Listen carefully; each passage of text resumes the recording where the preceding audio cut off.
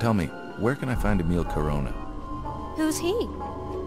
He's the coroner working the case. I need to ask him a few questions. Skalnik said he worked in an old chapel. Do you know where it is?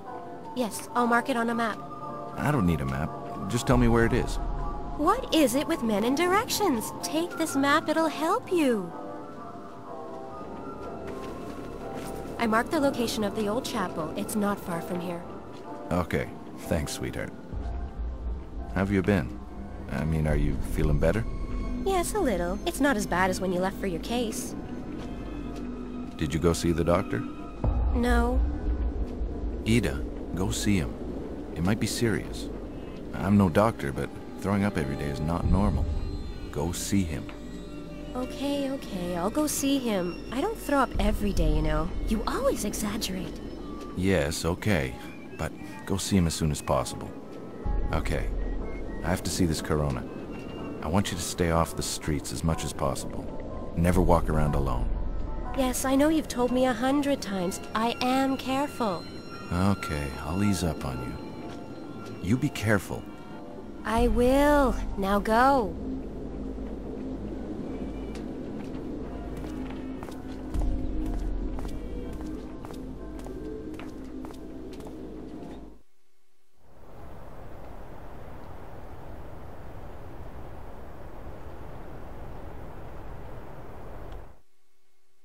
What are you doing here? Why aren't you at your post?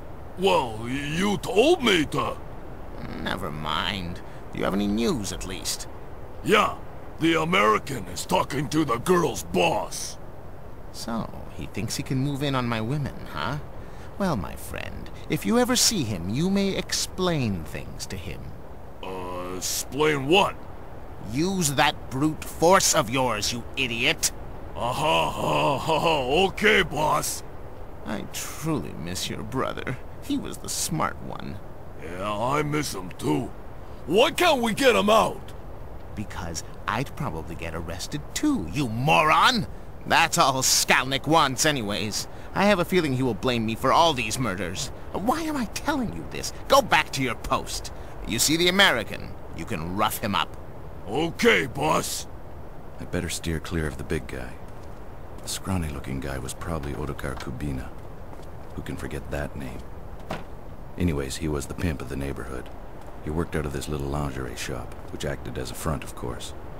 He owned a couple of joints in the district, including the cabaret where Ida used to work. I think he never forgave me for stealing Ida from that dive.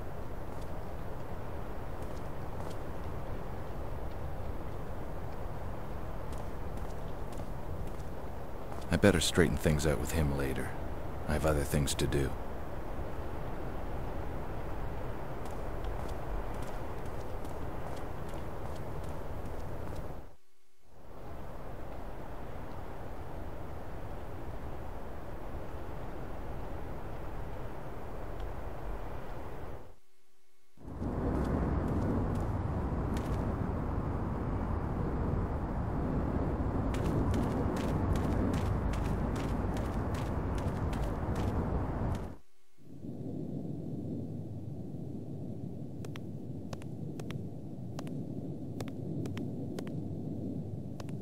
In nomine Patris et Filii et Spiritus Sancti.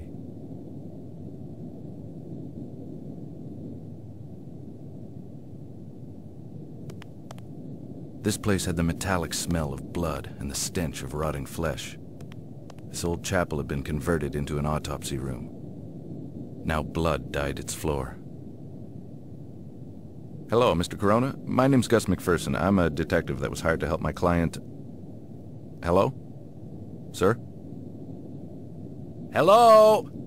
Huh? What are you doing here? I thought I'd locked the door. Where is my cone? What are you trying to do? Give me a heart attack? Sorry, Mr. Corona. Who are you and how do you know my name? Like I said earlier, I'm Detective McPherson. Inspector Skalnik told me that I could ask you a few questions. If Skalnik says it's okay, then it's okay. Can you walk me through your observations of this victim? Okay. The cause of death is like the others. The cut to the throat. It can't be the multiple stab wounds or the evisceration itself? No, I'm pretty sure of that. What makes you so sure? The one before her. The one we found in the park. She was killed in the same spot she was found. It was clear that it was the wound to her throat that killed her. The rest was probably done after. And how did you come to that conclusion? Because not much blood was coming from the other wounds. The heart was still beating when the throat was cut. I could tell by the amount of blood that had poured from the throat wound. So you weren't sure about the cause of death until you saw the victim in the park? Well, I had my doubts, but when I saw her, yes, she made things more clear. And the same killer would use the same brutal techniques? Precisely. Does the victim in the park have any other differences from the rest of the victims? Yes, the cut to her neck indicates an attack from behind. The rest, including this one, were attacked from the front. If only I had the other body, I could show you the difference. That's okay. Really, I trust your judgment. You don't have the body, but maybe you have a file on the victim from the park? Sure. The man who was supposed to come and get the file never showed up. What man? Skalnik's errand boy. He comes to get the files I make for each victim. He still hasn't come to get the one from the park. Ah, I see. Well, I'll take Inspector Skalnik's file if you don't mind. No, I don't really care. Where do you keep your files? In my safe over there. I could never remember my combination, so I wrote it on a piece of paper. I think I lost it somewhere. What happened to your hearing, if you don't mind my asking? It happened in the Great War. I was a medical aide.